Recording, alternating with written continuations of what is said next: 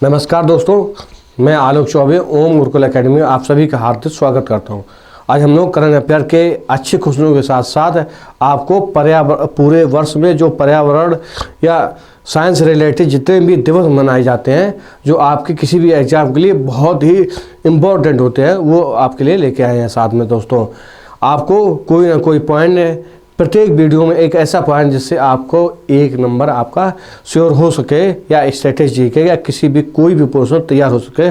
बहुत छोटा सा पोर्शन होता है, आपको हर वीडियो में मिलता रहेगा। जैसे आज के में दो चीज़ें इंपॉर्टेंट है दोस्तों। एक तो विश्व पर्यावरण दिवस से संबंधित जितने भी हैं, पर्यावरण से रिलेटेड जितने भी दिवस बनते हैं वो। दूसरा, पूरे वर्ष भर में 2021 से 2022 तक जितने भी ब्रांड एम्बेसडर बनाए गए हैं, जैसे जैसे नियुक्त किया गया है, जितने भी इम्पोर्टेंट हैं आपके लिए, वैसे तो बहुत सारे हैं लेकिन जो आपके लिए इम्पोर्टेंट है वो आपके लिए लेके आए हैं। इसलिए दो महत्वपूर्ण पॉइंट इस वीडियो में है। साथ में करंट अफेयर के लमसम 14 क्वेश्चन हैं, उससे भी बहुत क्वेश्चन आपको निकल के आएंगे। इसलिए आप पढ़ते रहिए। और आज से शुरू करते हैं अपना पहला दोस्तों। पहला देखिए वही है महत्वपूर्ण पर्यावरणीय दिवस एवं सप्ताह।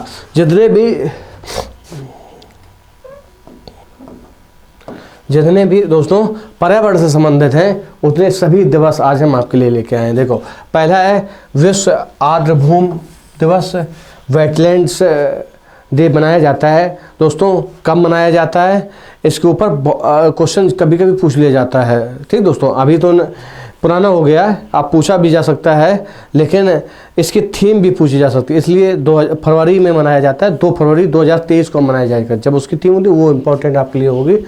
कब मनाई जाती है? 2 फरवरी को दोस्तों। 2 फरवरी को मनाई जाती है। राष्ट्रीय विज्ञान दिवस 28 फरवरी को मनाया जाता है। कब मनाए जाते हैं दोस्तों? 28 फरवरी। जितने भी दिवस आज के हैं दोस्तों, वो सभी दिवस पर्यावरण एवं साइंस से रिलेटेड है। ठीक दोस्तों, एनवायरनमेंट और साइंस है। विश्व वन जीव दिवस, ये कब मनाया जाता है? ये दोस्तों 3 मार्च को। विश्व घरेलू गौरैया दिवस, ये कब मनाया? 20 मार्च को। ये कब शुरुआत हुई इसकी 2018 से शुरुआत की गई। किसकी? विश्व घरेलू गौरैया दिवस की। कब मनाया जाता है? 20 मार्च को। ये राजकीय पक्षी है कहीं का। आप लोग कमेंट कर सकते हैं कि घरेलू गौरैया कहाँ, किस प्रदेश की राज्य का पक्षी है। ठीक। विश्व वानिकी दिवस दोस्तों 21 मार्च को मनाया जाता है। कब मनाया जाता है? 21 मार्च को मनाया जाता है।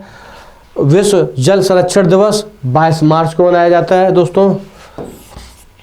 कब? 22 मार्च को। और विश्व मौसम विज्ञान दिवस 23 मार्च को। देखो याद रखना, विश्व जल संरक्षण दिवस कब मनाया जाता है दोस्तों? 22 मार्च को।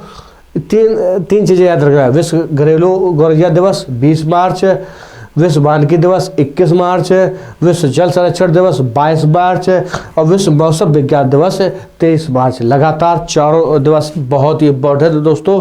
क्या है? विश्व मौसम विज्ञान दिवस कब मनाए जाते हैं? ये मनाए जाते हैं 23 मार्च को। 23 मार्च को। विश्व स्वास्थ्य दिवस 7 अप्रैल को। आवर प्लेनेट, इसकी अगर विश्व स्वास्थ्य दिवस की बात करें, इसकी थीम की बात करें दोस्तों, बहुत इंपॉर्टेंट थीम है। Our planet our health. क्या है इसकी थीम दोस्तों? विश्व स्वास्थ्य दिवस कब मनाई जाती है? 7 अप्रैल को मनाई जाती है। और थीम क्या है दोस्तों? इसकी थीम है आवर प्लेनेट और आवर हेल्थ। क्या है? आवर प्लेनेट आवर हेल्थ दोस्तों। जल संसाधन दिवस कब मनाया जाता है? 10 अप्रैल को। देखो ये जल संसाधन दिवस है दोस्तों, और ये विश्व जल संरक्षण दिवस है। जल संसाधन दिवस और विश्व जल संरक्षण दिवस अलग अलग हैं दोस्तों, याद रखना। और ये पृथ्वी दिवस 22 अप्रैल को है। कब मनाया जाता है पृथ्वी दिवस? 22 अप्रैल को। कुछ और बचे हैं।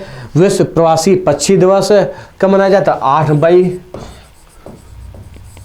विश्व जैव विविधता दिवस बहुत ही इंपॉर्टेंट है, ज़्यादातर ये क्वेश्चन पूछा जाता है। कौन सा?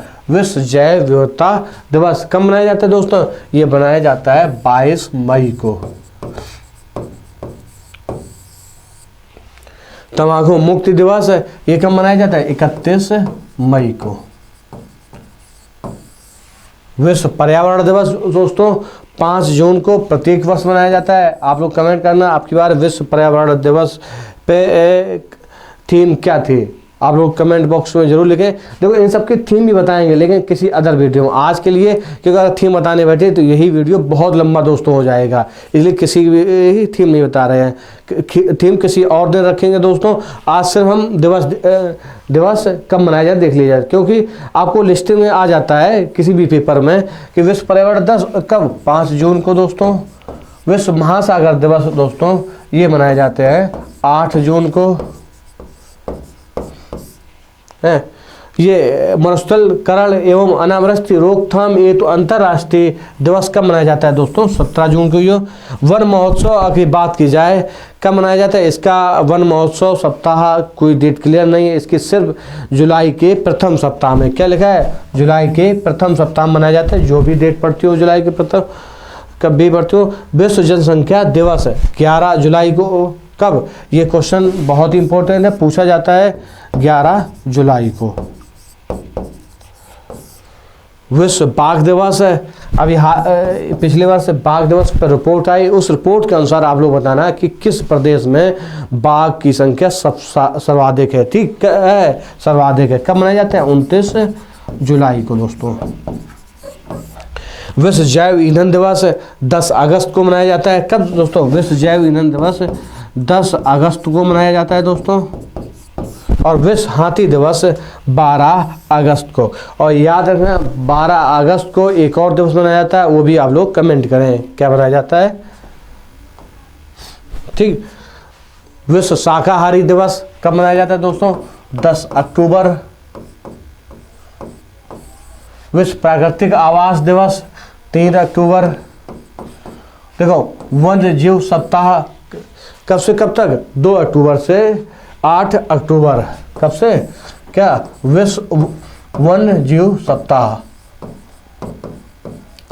पूछ लिया जाएगा आपका। वन्य जीव सप्ताह कब से कब तक मनाया जाता है? ये मनाया जाता है 2 अक्टूबर से 8 अक्टूबर तक दोस्तों। विश्व पर्यावरण दिवस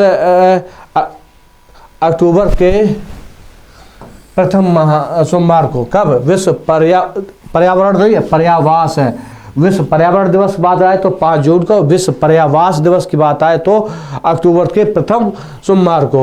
ठीक। विश्व आपदा नियंत्रक दिवस है दोस्तों 13 अक्टूबर को। विश्व खाद्य दिवस की बात करें, बेहतर खाद्य सुरक्षित स्वास्थ्य करके एक इसकी थीम भी आपकी पिछली वीडियो में बताई थी हमने। क्या? सुरक्षित खाद्य बेहतर स्वास्थ्य। ठीक। कब मनाया जाता है विश्व खाद्य दिवस? ये 16 अक्टूबर को। ठीक है। नहीं दोस्तों इसकी नहीं, तो वो विश्व सुरक्षित दूसरे की थी, इसका नहीं था, सॉरी। राष्ट्रीय पर्यावरण जागरूकता कब? 19 अक्टूबर से 18 नवंबर तक। क्या? राष्ट्रीय पर्यावरण जागरूकता माह कब लाया जाता था? 19 अक्टूबर से लेके 18 नवंबर तक। विश्व नागरिक नगर दिवस की बात करें, इसकी विश्व नगर दिवस की तो 21 अक्टूबर को मनाया जाता है। और राष्ट्रीय पक्षी दिवस की बात करें तो कब मनाया जाता है? 12 नवंबर के। दोस्तों ये सभी दिवस नोट जरूर कर लेना।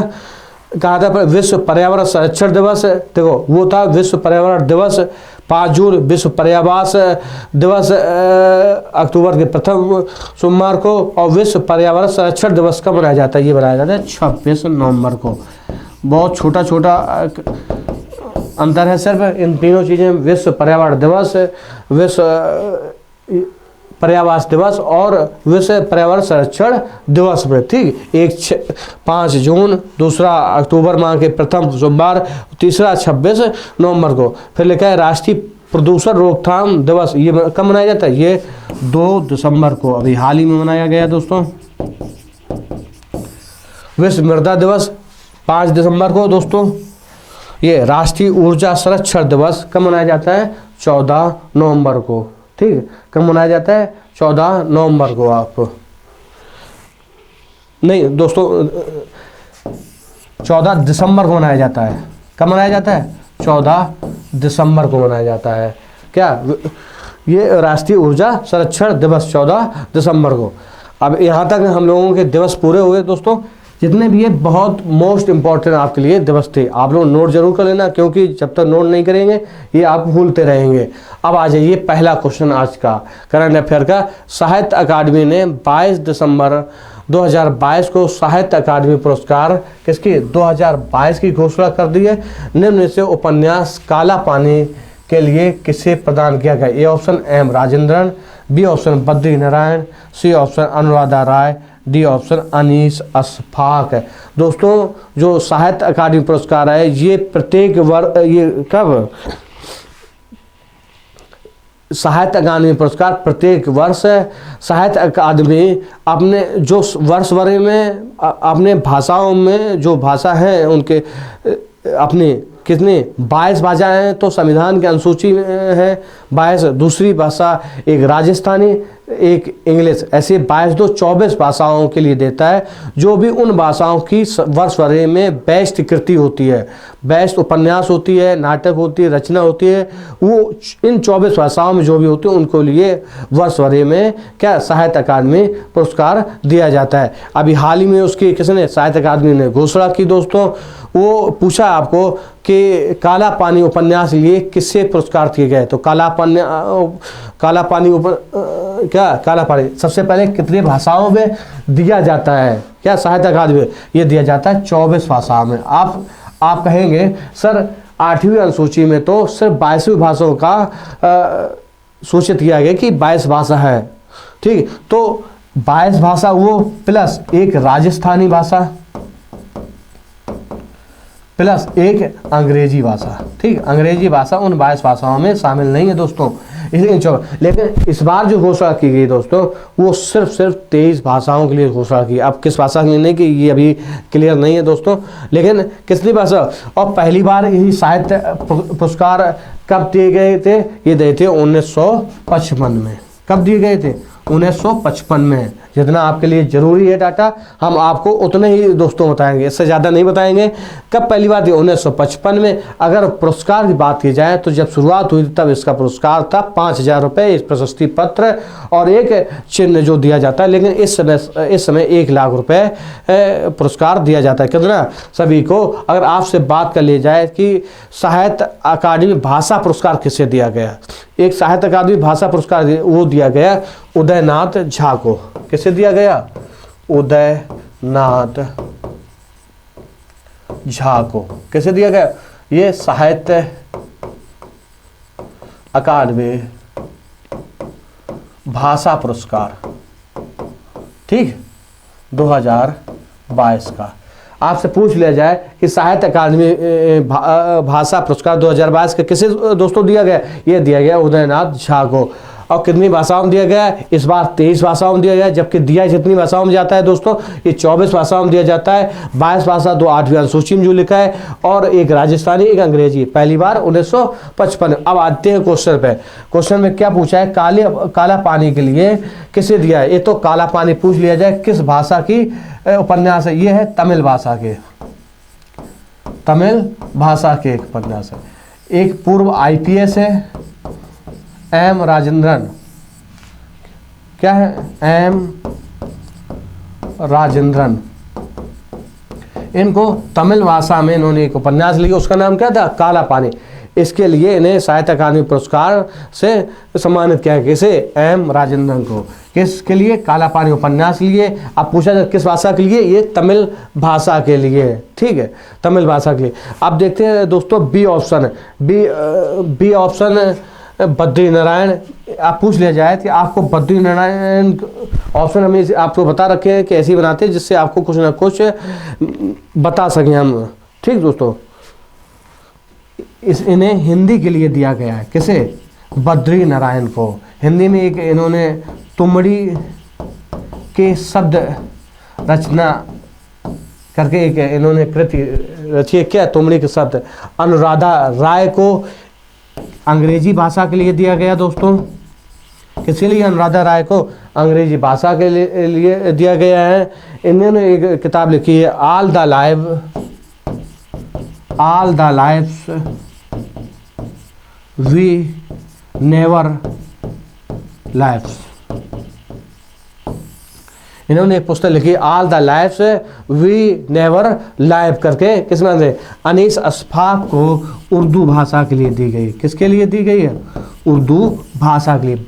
इतनी इंपॉर्टेंट है, ऐसे तेज भाषाओं को नहीं लिखेंगे क्योंकि वो ज़्यादा इंपॉर्टेंट पूछे नहीं है। सिर्फ कितने पूछे जाएंगे? एक तो साहित्य अकादमी भाषा पुरस्कार उदयनाथ झा के लिए, एम राजेंद्र को तमिल भाषा के लिए, काला पानी उपन्यास के लिए, बद्री नारायण को हिंदी के लिए, तुमड़ी के शब्द रचना के लिए, और अनुराधा राय को अंग्रेजी के लिए, all the lives we never lives और अनीस अशफाक को उर्दू के लिए। इतना ही जरूरी है। तो इसका आंसर क्या हो गया? इसका आंसर हो गया ए ऑप्शन दोस्तों। चलते हैं नेक्स्ट क्वेश्चन के साथ है। वर्ष 2021-22 में वैश्विक स्तर पर सर्वाधिक चीनी उत्पादन में और निर्यात करने वाले देशों में कौन सा देश शीर्ष पे है? पूछा है कि वर्ष 2021-22 में निर्यात के मामले में और उत्पादन के मामले में शीर्ष स्थान पर कौन रहा? ऑप्शन दिया है दोस्तों, Bharat, B option Australia, C option चीन, डी ऑप्शन दक्षिण अफ्रीका दोस्तों।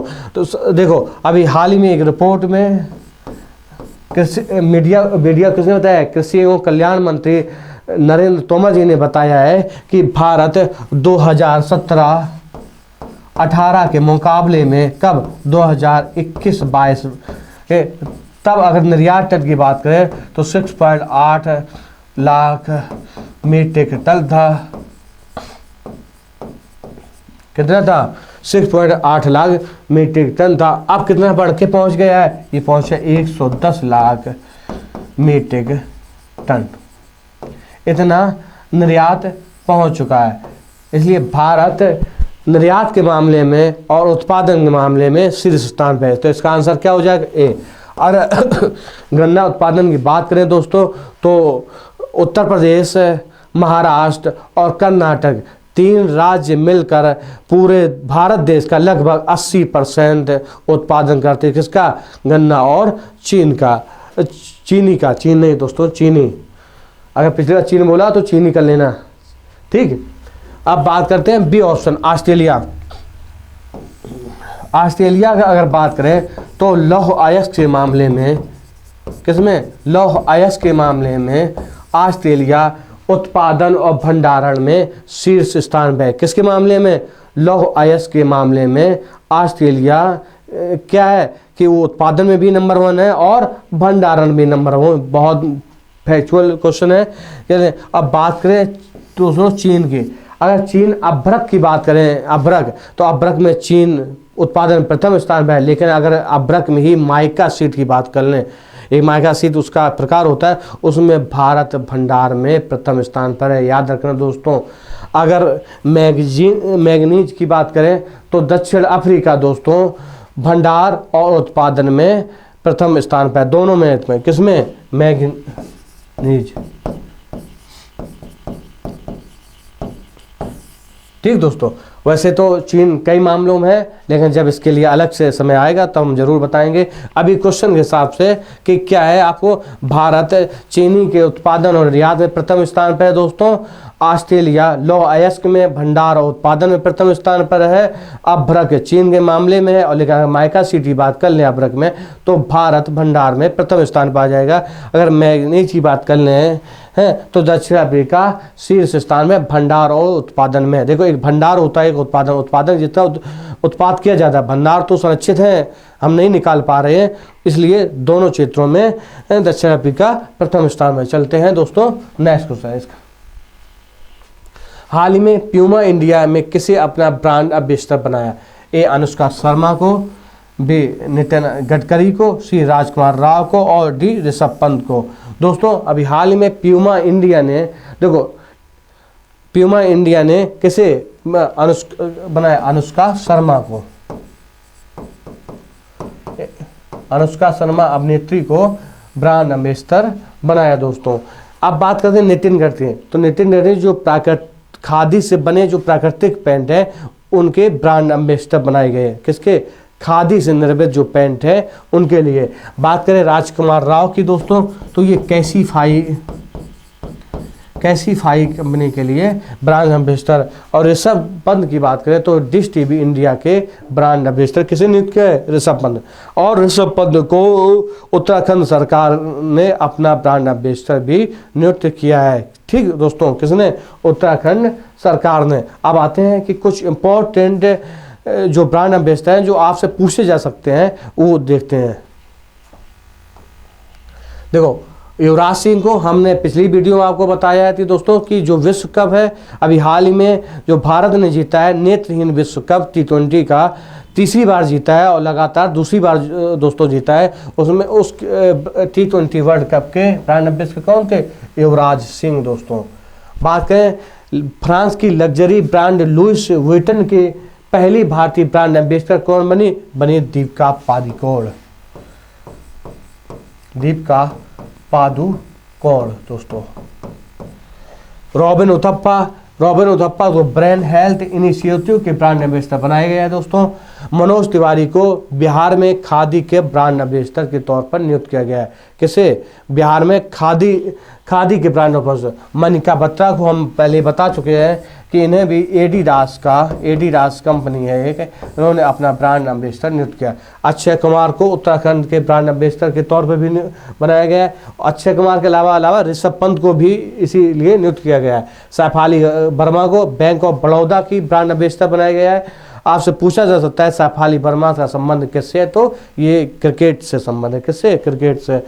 नितिन गडकरी को अभी बताया खादी प्राकृतिक पेंट के ब्रांड एम्बेसडर के तौर पर नियुक्त किया गया है। कुलदीप हांडू को एक मूवमेंट चलाया जा रहा है, फिट इंडिया मूवमेंट है, उसके ब्रांड एम्बेसडर किसे नियुक्त किया गया? बहुत ही इंपॉर्टेंट दोस्तों ये तो याद करना है कि कुलदीप हांडू, क्योंकि ये नाम चर्चित नाम तो हमें याद रहते हैं, लेकिन जो नाम चर्चित नहीं होते दोस्तों वो हम आपको याद नहीं रहते। इसलिए याद रखना कि जो फिट इंडिया मूवमेंट है उसका जो ब्रांड एम्बेसडर बनाया गया है, किसे बनाया गया है? कुलदीप हांडू को। ठीक।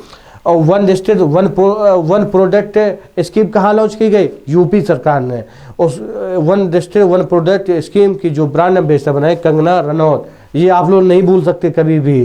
ठीक। रणवीर सिंह को नेशनल बास्केटबॉल एसोसिएशन का ब्रांड एम्बेसडर बनाया। किसका? नेशनल बास्केटबॉल एसोसिएशन का। नीरज चोपड़ा का गुड डॉट के लिए बनाया गया है। और लवलीना बोरगोहेन को असम समग्र शिक्षा का अभियान का। अवनी लखेरा को राजस्थान सरकार ने बेटी बचाओ बेटी पढ़ाओ योजना का। PR श्रीजेश को केरल एडवेंचर टूरिज्म का ब्रांड एम्बेसडर बनाया गया है। ये हॉकी के गोलकीपर हैं, इनको एक और हॉकी में भी गोलकीपर का प्लेयर ऑफ द ईयर पुरस्कार भी नवाजा गया है। मीराबाई चानू को एमवेक इंडिया का ब्रांड एम्बेसडर बनाया गया। सौरभ सूद को दिल्ली सरकार के देश में मेंटर्स कार्यक्रम, वो मेंटर कार्यक्रम का मतलब दिल्ली सरकार का जो भी अपने क्षेत्र में महारत हो, जिस भी क्षेत्र में हो दोस्तों, स्कूली छात्रों को उस दिशा में उस क्षेत्र के लिए प्रोत्साहित करना या उसकी सफलताएं कैसे मिलती हैं या कैसे प्राप्त की जा सकती हैं, ये सब बताना मेंटर कार्यक्रम का एक हिस्सा है। वंदना कटारिया, ये भी उत्तराखंड सरकार है, ये भी एक हॉकी खिलाड़ी हैं। ये उत्तराखंड के महिला सशक्तिकरण एवं बाल विकास मंत्रालय की ब्रांड एम्बेसडर नियुक्त की गई हैं। Vidya Balan Excel life insurance company के ब्रांड एम्बेसडर के तौर पर इन्हें नियुक्त किया गया। कैसे? विद्या बालन को दोस्तों। ठीक। अब आते हैं क्वेश्चन के साथ दोस्तों। बहुत ही इंपॉर्टेंट ये आपके ब्रांड एम्बेसडर थे, इनमें से एक क्वेश्चन आपको कभी भी किसी भी पेपर में पूछा जा सकता है दोस्तों। ठीक। अब देखते हैं हाल ही में 2022 में फीफा विश्व रैंकिंग में कौन शीर्ष पर रहा? नंबर 1 ब्राजील, बी चीन, नॉर्वे और ऑस्ट्रेलिया दोस्तों। अब बात करते हैं कि फीफा विश्व कप, ये तो फीफा कप किसने जीता आप लोगों को पता है, कई बार हम भी बता चुके हैं और भी कई बार आपको याद है। तो किसने जीता आप लोग कमेंट जरूर करना, और कैसे हराकर जीता, और वो फीफा कप जिसने भी जीता है वो कितनी बार फीफा कप जीत चुका है दोस्तों। ठीक। तो देखो आप बात करते हैं फीफा विश्व कप रैंकिंग की 2022 की। तो इसमें ब्राजील के बाद अर्जेंटीना के बाद आता है नंबर फ्रांस का। ये याद रखना दोस्तों कि अगर फीफा विश्व रैंकिंग की बात की जाए तो नंबर 1 ब्राज़ील है, ब्राज़ील के बाद अर्जेंटीना है, अर्जेंटीना के बाद फ्रांस है। अब बात बी ऑप्शन के चीन करते हैं। अभी हाल ही में टोक्यो में पैरा ओलंपिक खेल 2020 हुए थे, उसमें चीन टॉप पे का, लिख लेना दोस्तों, पैरा ओलंपिक 2020 जो कब हुए थे, चीन में हुए थे, हैं चीन में हुए थे दोस्तों। उसमें शीर्ष स्थान पर कौन था, उसमें दोस्तों चीन स्थान पर था, शीर्ष स्थान पर चीन, ग्रेट ब्रिटेन और अमेरिका। किसमें था, पैरा ओलंपिक में चीन था, ग्रेट ब्रिटेन था, उसके बाद था अमेरिका। अगर भारत की बात करें तो 19 पदकों के साथ भारत 24वें स्थान पर था। कौन से 19 पदकों के साथ भारत 24वें स्थान पर। अब बात करें कि बी ऑप्शन नॉर्वे, अभी हाल में शीतकालीन ओलंपिक खेल हुए थे, कौन से क्रम के, 24वें खेल के दोस्तों हुए थे। शीतकालीन ओलंपिक खेल कहाँ हुए थे दोस्तों, ये हुए बीजिंग, चीन में हुए थे। कब हुए थे, 2022 में। इसमें टॉप पर कौन स्थान रहा था, टॉप पर दोस्तों, तो इसमें टॉप पर रहा था नॉर्वे, जर्मनी के बाद चीन। ठीक, पूछ लिया जाता है कि 24वें शीतकालीन खेल में आपको पदक याद नहीं रखना है। ठीक, पदक तो हाल ही 2-3 महीने में पूछे जा सकते हैं, उसके बाद सिर्फ शीर्ष स्थान या टॉप के 3 देश याद रखने हैं दोस्तों। इसलिए आपको इतना ही याद रखना है कि टॉप पर नॉर्वे था, नॉर्वे के बाद जर्मनी थी और जर्मनी के बाद दोस्तों चीन था। अब बात करें ऑस्ट्रेलिया के, तो अभी हाल ही में 22वें राष्ट्रमंडल खेल हुए, उसमें टॉप देश कौन था दोस्तों, उसमें थे ऑस्ट्रेलिया, कनाडा, जापान, नहीं दोस्तों ऑस्ट्रेलिया के बाद इंग्लैंड के बाद कनाडा और कनाडा के बाद चौथे स्थान पर भारत था। अगर राष्ट्रमंडल खेलों की बात करें, 22वें राष्ट्रमंडल खेलों की कहाँ ये हैं, वो इसमें टॉप पे कौन था, ऑस्ट्रेलिया था दोस्तों। ऑस्ट्रेलिया के बाद इंग्लैंड था, इंग्लैंड के बाद कनाडा था, कनाडा के बाद भारत था, भारत इसमें चौथे पायदान पर रहा था। इसलिए ठीक, इसलिए इसका आंसर क्या हो गया, ये आंसर हो गया कि फीफा विश्व कप रैंकिंग में टॉप पर कौन है, शीर्ष पर ब्राजील। निम्नलिखित में से कब देश भर में किसान दिवस या राष्ट्रीय किसान दिवस के रूप में मनाया जाता है दोस्तों, 23 दिसंबर को, 3 मई को, 18 अप्रैल को और 7 अप्रैल को दोस्तों। तो 7 अप्रैल वाला तो बताइए कि विश्व स्वास्थ्य दिवस मनाया जाता है, और आवर प्लेनेट और आवर हेल्थ इसकी थीम की दोस्तों। और 3 देखने हैं हमें, देखो राष्ट्रीय किसान दिवस के तौर पर कब मनाए जाते हैं, ये मनाए जाते हैं कि यूपी के रहने वाले एक किसान नेता जिन्होंने 1978 में एक किसान संस्था की भी स्थापना की थी, एक 23 दिसंबर 1902 में यूपी के मेरठ जिले में जन्म लिया था, एक मध्यम वर्गीय किसान परिवार में। किसने, चौधरी चरण सिंह की बात करते हैं हम। ठीक, इनका जन्म की बात करें दोस्तों, इनका जन्म कब हुआ था, 23 दिसंबर 1902 में। ये दोस्तों 1969 और 1970 में 2 बार यूपी के मुख्यमंत्री भी बने, और 1979 से 180 तक ये देश के प्रधानमंत्री भी रहे। तो इनकी जयंती के अवसर पर क्या राष्ट्रीय किसान दिवस मनाया जाता है, क्योंकि ये किसानों के लिए समर्पित नेता थे। इन्होंने किसानों के लिए बहुत से आंदोलन चलाए और उन आंदोलन के इन्होंने नेतृत्व भी किया। इनके लिए क्या मनाया जाता है, 23 दिसंबर को राष्ट्रीय किसान दिवस के बाद। बात करते हैं 3 मई क्या मनाते हैं, विश्व प्रेस स्वतंत्रता दिवस। 3 मई को क्या मनाते हैं, विश्व प्रेस स्वतंत्रता दिवस। अगर थीम की बात करें दोस्तों, तो जर्नलिस्ट इन डिजिटल साइज इसकी थीम हो जाएगी। 18 अप्रैल की बात करें तो विश्व विरासत day climate heritage and climate इसकी थीम हो जाएगी। क्या हो जाएगी, विश्व विरासत day heritage heritage and climate. इसकी थीम हो जाएगी किसकी, 18 अप्रैल की विश्व विरासत दिवस, 3 अप्रैल विश्व प्रेस स्वतंत्रता दिवस, 7 अप्रैल विश्व स्वास्थ्य दिवस। इसका आंसर क्या हो जाएगा, ए। चलते हैं नेक्स्ट क्वेश्चन पे दोस्तों। ईयर इंडिया 2023 का आयोजन किस शहर में आयोजित किया जाएगा, बेंगलुरु, अहमदाबाद, मुंबई और नई दिल्ली। दोस्तों ईयर इंडिया 2023 का आयोजन, एक तो इसका आपसे पूछ लिया जाए कब से कब तक, ये 13 फरवरी से लेकर कब से 17 फरवरी तक पूछा जा सकता है, कब से कब तक, 13 फरवरी से लेकर 17 फरवरी तक। और कहाँ पे, बेंगलुरु कर्नाटक में। और इसका संस्करण पूछा जा सकता है, ये कौन सा, ये इसका 14वां संस्करण है दोस्तों। तो ईयर इंडिया 2023 का पूछा जाता है 14वां संस्करण, और 13 से 17 फरवरी बेंगलुरु कर्नाटक में। इसका आंसर क्या हो गया, ए ऑप्शन हो गया। ठीक, चलते हैं। फेयर डिजिटल फाइनेंस थीम के साथ उपभोक्ता दिवस, कौन सा, उपभोक्ता दिवस 2022 किस दिन मनाया गया दोस्तों, 24 दिसंबर, 11 नवंबर, 26 नवंबर और 16 नवंबर। दोस्तों किस दिन मनाया जाता है बताइए आप लोग। जो उपभोक्ता दिवस मनाया जाता है दोस्तों 24 दिसंबर। कब मनाया जाता है, 24 दिसंबर।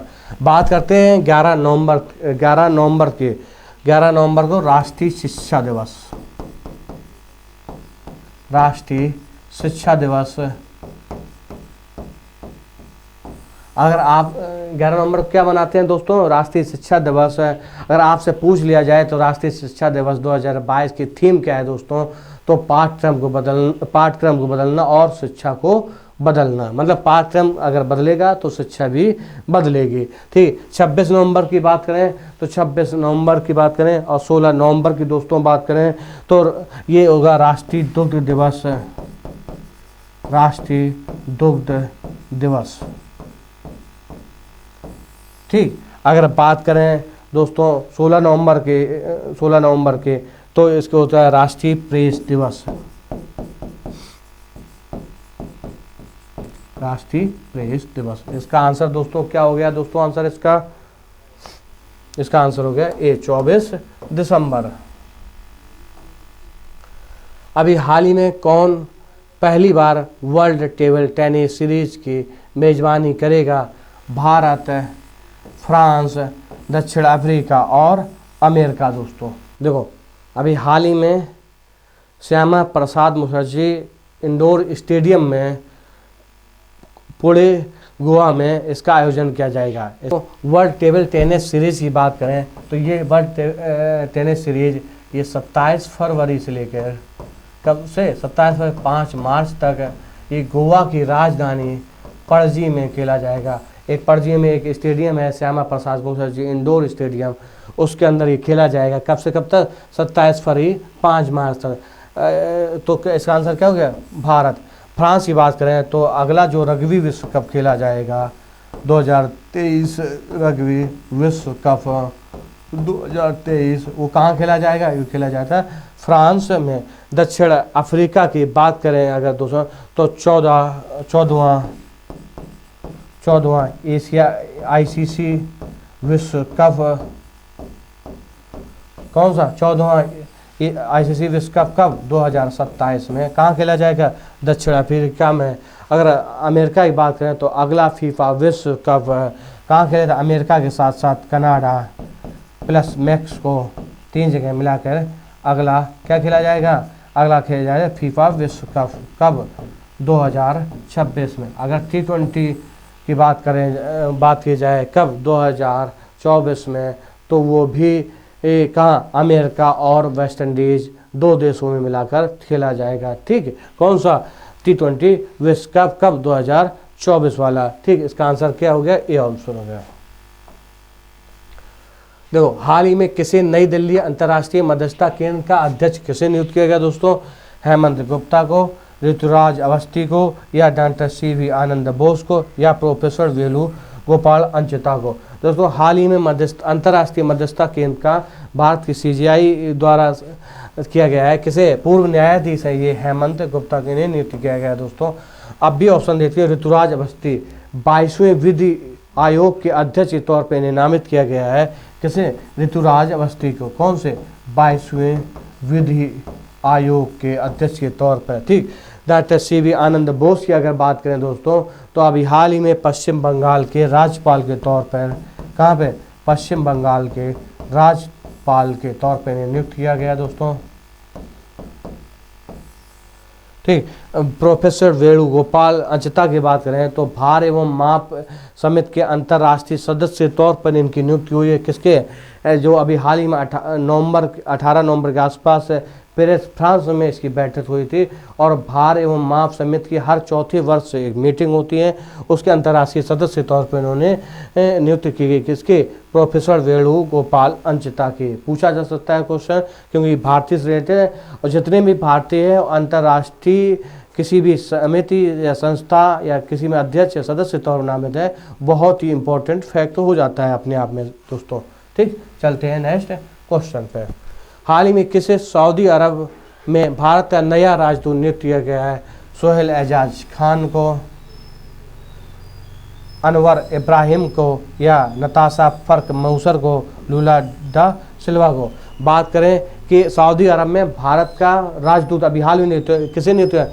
सोहेल एजाज खान को। ए ऑप्शन हो जाए।